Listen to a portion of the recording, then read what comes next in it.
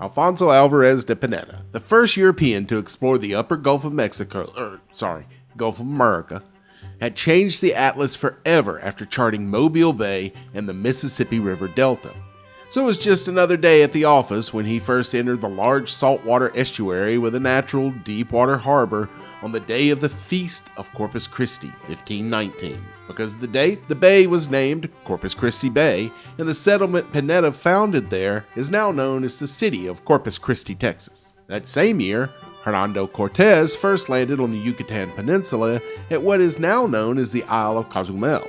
Soon, he would found Villarica de la Veracruz, now Veracruz. Then, he led a land expedition from the Gulf inland some 250 miles to the site of present-day Mexico City.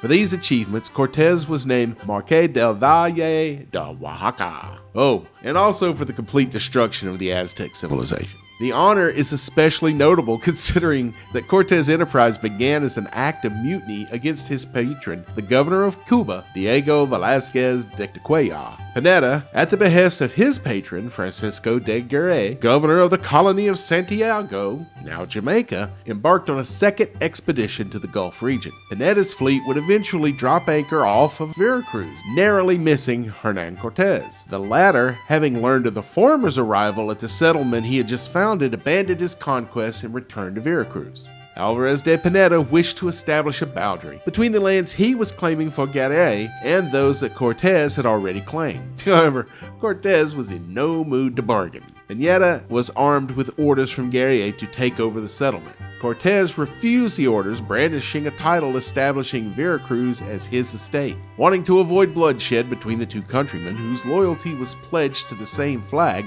Pineda decided to take his fleet and sail north along the Gulf Coast in order to establish his own settlement. Now, Cortés' loyalty was not to the Spanish Empire, but to his own hubris. He didn't want any rival to his power, not even a fellow countryman. Pineda's fleet had hardly gotten under sail when Cortés' men attacked. Most of Pineda's men were captured, but the Conquistador and a number of his faithful lieutenants managed to escape by water and 8 days later found refuge at the mouth of a new river we now call the Rio Grande. He found that within a 50-mile radius of where they landed, there were roughly 40 different native tribes. On Pineda's third expedition to the region, he sought to colonize the Panuco River near present-day Tampico, Mexico. Alvarez de Pineda was subsequently killed in a battle with the native Uztec people. Cortés, for his part, would remain in New Spain until 1541, before returning to Europe, where he would pass 6 years later.